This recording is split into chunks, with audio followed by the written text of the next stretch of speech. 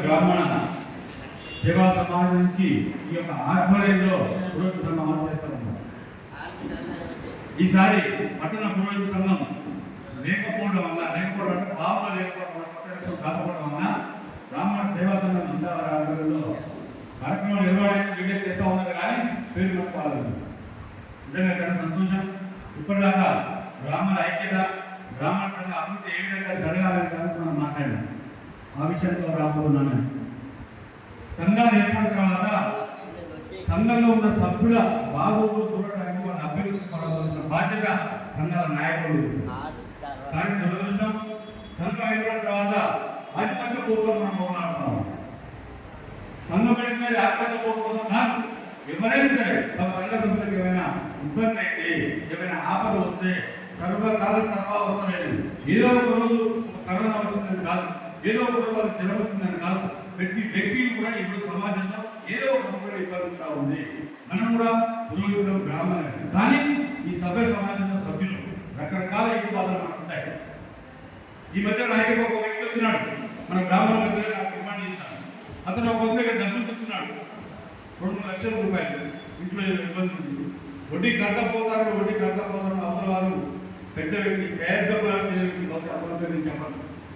వాడికి సతాయిస్తున్నట్టు జీతాన్ని డబ్బులు వేయాలి, బెదిరిస్తా ఉన్నట్టు తాళం వేస్తా ఉన్నాడు, మీ ఇంట్లో కప్పాలి గిన్నెలని బయటేస్తా ఉన్నాడు.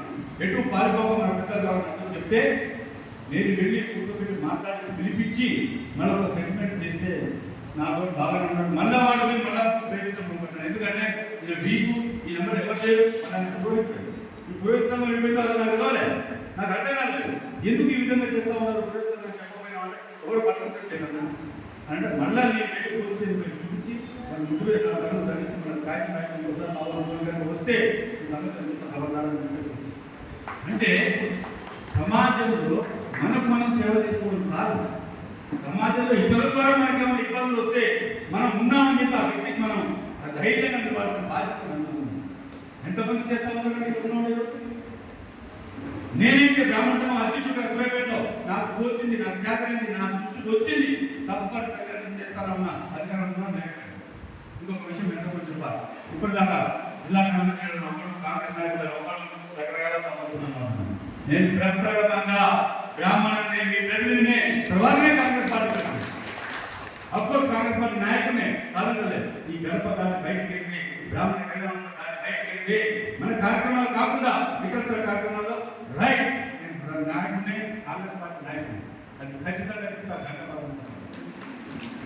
కాంగ్రెస్ పార్టీ నాయకుడు మాత్రం బ్రాహ్మణ సంఘంలో రాజకీయాన్ని చొప్పించలేదు. ఈ రోజు కాదు, 2 సంవత్సరాలు బ్రాహ్మణ సంఘం తీసుకున్నానే ఏ రోజైనా నా పార్టీకి, నా నిలబడి పార్టీ నాయకుడికి ఓటు వేయడం మెసేజ్ చెప్పినా, ఎవరితో పర్సనల్ చెప్పినా. ఎందుకంటే నా బ్రాహ్మణ సంఘం లాగానే ఉండాలి. నా బ్రాహ్మణ సంఘం సమాజంలో ఒక మెసేజ్ పంపించే విధంగా ఉండాలి. ఈ బ్రాహ్మణులతో ఒకటి మమ్మల్ని పేరు కూడా పిలవరు అంటే అది దయచేసి మీరు అర్థం చేసుకోండి.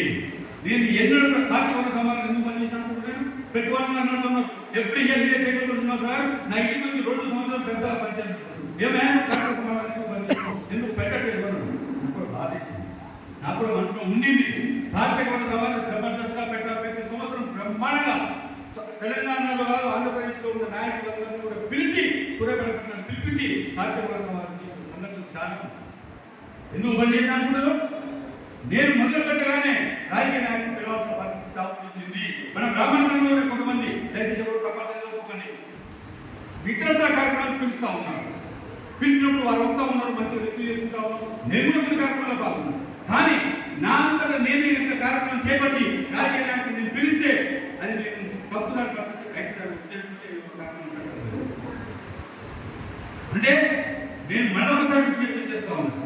పట్టణ పురోహిత సంఘం కానివ్వండి, జిల్లా బ్రాహ్మణ సంఘం కానివ్వండి, నా బ్రాహ్మణ సంఘం కానివ్వండి, ఇంకే సంఘాలైనా సరే దేనికోసం పనిచేసినా సరే రాజకీయాన్ని దయచేసి దీంట్లో చూపించకండి. ఎటువంటి పని అయినా కానీ మనం ఎంత రామకృష్ణ చెప్పినాడు, మనం కలుసుకుంటే కాంతి లేదని మనం ఐక్యంగా ఉన్నాం, ఒక్క దగ్గర ఉన్నాం. మనకి ఏం కావాలో మనం గుర్తెత్తి చాటుదాం. మనం ఏం కావాలో మన మిత్రులు అధికారంలో ఉన్నప్పుడు ఖచ్చితంగా మంచిగా ఆయన దగ్గర మనకి ఏం కావాలో అడగాలి. బిల్డింగ్ ఆయన దాంట్లో సంశయం లేదు. అదే అక్కడ శంకరమూర్తి గారు వెళ్ళి అందరి నాయకులు వెళ్ళి అడిగితే అది కార్యక్రమం శాంక్షన్ చేసినాడు. ఆ కార్యక్రమాన్ని చెప్తాం నన్ను కూడా చూస్తుంటే సంతోషం. కానీ ప్రతి కార్యక్రమాల్లో మన బ్రాహ్మణ సంఘం ఇంటర్నెట్ కార్యక్రమాలు కూడా వారిని ఇన్వాల్వ్ చేయడం అంటే వారికి రాజకీయ నాయకులు నేనైతే ఎన్నో అటువంటి చేయబోదు చేయదు కూడా అవసరంతో నా పదవి కూడా నడి తప్ప నేను రాజకీయానికి ఇంట్లో చేయను. పైపెచ్చు నేను రాజకీయ నాయకులుగా ఉంటూ నా వల్ల ఏమైనా ఉపయోగపడితే మన బ్రాహ్మణ సంఘానికి తప్పనిసరిగా నేను ఒక బ్రాహ్మణిగా చేస్తానని చెప్పి సందర్భంగా తెలియజేస్తాను. ఇప్పుడే అక్కడ చాలా చెప్పారు. ఇప్పుడు చెప్తా ఉన్నాను కాంగ్రెస్ పార్టీ నాయకులు కదా, ఇప్పుడు అధికారంలోకి వచ్చినాం కదా, ఏదైనా చేయగల శక్తి ప్రభుత్వం వచ్చిన తర్వాత బ్రాహ్మణ సంక్షేమ పరిషత్తును మార్చి బ్రాహ్మణ సంక్షేమ బోర్డు అని చెప్పి లేకపోతే బ్రాహ్మణ సంక్షేమ కార్పొరేషన్ చేస్తామని చెప్పి మాకు మాట ఇచ్చినారు. అది కార్యరూపం దాల్చుకుని చెప్పి ఇంకోటి చూశాం. శ్రీధర్ బాబు దగ్గరికి దాదాపు 100 సార్లు మా బ్రాహ్మణ సంఘ నాయకులు అందరం చూడాలి. ఏంటన్నా శ్రీధర్ అన్న నీకు అంతా తెలుసు కదా, ఆ సూర్యాపేట దగ్గర సూర్యాపేట జిల్లాలో బ్రాహ్మణ సంఘం ఎక్కడ జరుగుతుందో అందరూ మమ్మల్ని మోహన్ అడుగుతా ఉన్నారు. అసలు మన గవర్నమెంట్ వచ్చిన ఎందుకు బ్రాహ్మణకి గుర్తు ఏర్పడుతుంది? కేసీఆర్ గవర్నమెంట్ మంచిగానే ఉందని చెప్పి అందరూ అంటున్నారు కదా, ఇప్పుడు ఎందుకు మనం చేయలేకపోతున్నాం? మీకు ప్రేమ లేకనా, ముఖ్యమంత్రి గారి ప్రేమ లేకనా, లేదా ప్రభుత్వ పాలసీ అయినా చెప్పండి మాకు క్లియర్గా. అంటే లేదు 100% మన మీద ఉన్నది.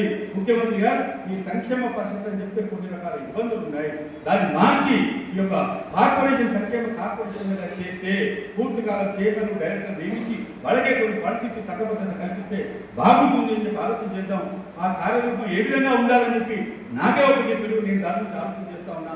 అందుకని కొంచెం బిజీ వల్ల కార్యాలయం జరుగుతుంది తప్ప వేరే కాదు. తప్పనిసరిగా బ్రహ్మాండంగా కాంగ్రెస్ గవర్నమెంట్ లో నువ్వు అనుకున్నట్టే బ్రహ్మాండంగా బ్రాహ్మణ సంక్షేమ బోర్డులు కానీ లేకపోతే కార్పొరేషన్ కానీ ఏర్పాటు చేస్తాం. నిధులు కూడా ఇప్పటికిప్పటిగా ఇప్పిస్తాం. పెండింగ్ ప్రాజెక్టులను కూడా కంప్లీట్ చేద్దామని చెప్పి చెప్తున్నారు. నాతో పాటు పెద్దలు చెప్తున్నారు. ఆ రోజు ఏంటంటే విదేశీ విద్యా పథకం కింద వివేకానంద విదేశీ విద్యా పథకం చాలా మంది పెండింగ్ లో ఉన్నాయి. గత గవర్నమెంట్ ఈ గవర్నమెంట్ కాదు, బ్రాహ్మణ పిల్లలు చదువుకోవడానికి అప్లై చేస్తున్నారు. చాలా మంది పెండింగ్ ఉన్నాయి. ఆ అమౌంట్ రిలీజ్ చేయండి మహాప్రభు అని అవి రిలీజ్ చేస్తామని చెప్పినారు. ఆ రోజే నేను అనుకుంటా మీరు మాట్లాడిన రోజు శ్రీధర్ బాబు గారి సతీమణి శైలజ రామయ్య గారిని ఎండోమెంట్ సెక్రటరీగా వేస్తే వెంటనే ఆమె కలవడానికి చెప్తా అంటే మీ అందరం మమ్మల్ని కలిసింది. కానీ అది కార్యరూపం దాచుకుంటే మరి వాళ్ళు మన వేరే డిపార్ట్మెంట్ పోవడం జరిగింది. మనకి కొత్త ఆయన శ్రీధర్ అని చెప్పి వచ్చినారు. ఆయన దగ్గర కూడా వెళ్ళి కలుద్దామని ఎప్పుడంటే ఇంకా వెళ్ళి కలవలేదు. కానీ విదేశీ విద్యా పథకాన్ని అయినా మన యొక్క ఈ మీరు కలిసింది విప్రాయిత సేవా అదే విప్రభవన్ అయినా అపరశాలకైనా దాని శాయశక్తులకు కృషి చేస్తా. తప్పనిసరిగా పూర్తి చేసే బాధ్యతను నేను తీసుకుంటా అని చెప్పి అందరికీ తెలియజేస్తాను. ఇంకొకటి ఈ పట్టణ పురోగతి సంఘం విషయంలో ఒకటి ఖచ్చితంగా చెప్పవలసింది. ఇందాకనే ఆయన ఆధిపత్యం కోసం ఎప్పుడు కూడా సంఘాలు ఉండరాదు, సేవ కోసం మాత్రమే సంఘాలు ఉండాలని చెప్పి గత సంవత్సరం అంత మునుపు సంఘాన్ని నడిపించినారు. సుబ్రహ్మణ్య శర్మ గారు చనిపోయిన తర్వాత అనుకుంటా బహుశా ఆ యొక్క సుస్థ చేపడంలో ఈ యొక్క సంఘం తర్వాత ఏదో కార్యక్రమం రమేశ్వరంలో చేస్తూ వస్తూ ఉన్నాడు. దీంట్లో కొంత కొనుక్కొచ్చానంటే అభిప్రాయ భేదాలు, దీంట్లో పెద్ద పంచాయతీలు, దీంట్లో పెద్ద ఆపులు పంచాయతీలు నేను చిన్న అభిప్రాయ భేదాల వల్ల అది కొంచెం ఆగింది. దాన్ని నేను మీద బాధ్యత తీసుకొని తప్పనిసరిగా అందరిని కూర్చోబెట్టి అందరి అభిప్రాయంతో ఏకాభిప్రాయంతో మళ్ళా పట్టణ పురోగతి సంఘాన్ని పునర్నిర్మిద్దాం. తప్పనిసరిగా వచ్చే సంవత్సరం ఇటువంటి కార్యక్రమాలు పట్టణ పురోగతి సంఘం అర్థంలో తీసుకోమని చెప్పి మేందరూ కూడా హామీ ఇస్తూ మరి ఇంకా సరే ఇంకేమైనా మీకు ఇబ్బందులు ఉన్నా ఇప్పుడు ఈ మధ్యన ప్రభుత్వం కొన్ని పథకాలు చేపట్టింది. రేషన్ కార్డు అయితేంది, ఇందిరమ్మ ఇంటి అయితేంది, రకరకాల కార్యక్రమాలు. రాజకీయాలు మీరు ఏ పార్టీలో తిరగండి, నేను దానికి ఏం ఇబ్బంది లేదు. ఒకరు బీజేపీ ఉండొచ్చు, కాంగ్రెస్ ఉండొచ్చు, లేదు టీఆర్ఎస్ ఉండొచ్చు, సిపిఎం ఉండొచ్చు, ఏ పార్టీ అయినా ఉండండి, నాకేమి ఇబ్బంది లేదు. అతను బ్రాహ్మణ అయితే చాలు, అతనికి ఇబ్బంది ఉంటే చాలు నాకు చెప్పండి. మీరు డైరెక్ట్గా నా దగ్గర రాలేకపోతే ఎవరి ద్వారానే రండి. ఎవరికైనా ఎప్పుడైనా 90 తరపులు బాగా తెచ్చే ఉంటాయి. ఎటువంటి పని చేయడానికి కానీ మీకోసం సిద్ధంగా ఉంటానని చెప్పి ఈ సందర్భంగా తెలియజేస్తూ మరొక కోరిక మా పూలచంద్ర గారు ప్రతి మీటింగ్లో ఫోన్ చేద్దామంటే పూలచంద్ర నాకు భయం అవుతుంది. అర్ధగంట వాయిస్ అక్కడ రాజా మన బిల్డింగ్ ఏమన్నా ఎంతవరకు వచ్చాయి, ఎక్కడ వచ్చిన దొంగ అక్కడనే ఉంది అని చెప్పి నిజంగా నాకు అనిపిస్తుంది. ఈ పురోగతి సంఘం అందరూ కలిసి 1000, 2000, 5000, 10,000 ఎవరైతే తీసుకొని ఖచ్చితంగా ఆస్కంగా మీరు చేయగలిగారు. కానీ అసలు బిల్డింగ్ పిల్లలు కూడా లేకపోతుంది.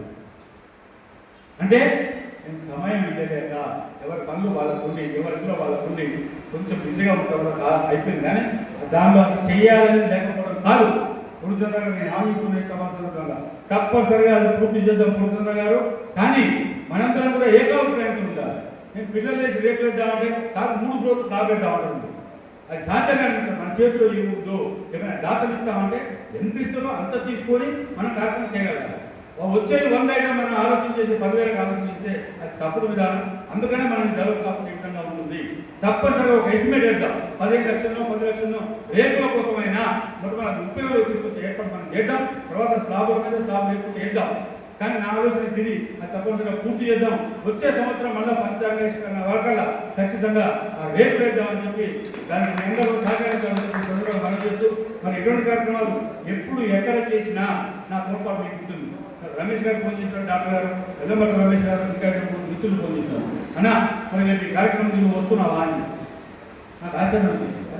వస్తున్నావా నాకు ఇన్విటేషన్ ఇచ్చిండు, చెప్పిండు, వస్తా కదా వస్తుందో రాదో వాళ్ళు పెట్టింది కదా మీటింగ్, వాళ్ళు మీటింగ్ ఆ మాట అనద్దు, నేను తప్పనిసరిగా వస్తున్నా అని చెప్పి మళ్ళీ రమేష్ గారు ఫోన్ చేస్తే నేను చెప్పిన నేను నల్గొండ వెళ్ళేది రమేష్ గారు వాస్తవానికి మీరు పెట్టింది కాబట్టి ఆ పోస్ట్ చేసుకునైనా సరే తప్పనిసరిగా మనందరం ఐక్యంగా ఉన్నాం, ఒకటే వేరే మీద ఒకటే మాట ఉన్నాం అని చెప్పడం కోసమే ఈరోజు ఈ సమావేశం వచ్చిన, వేరే విధంగా కాదు.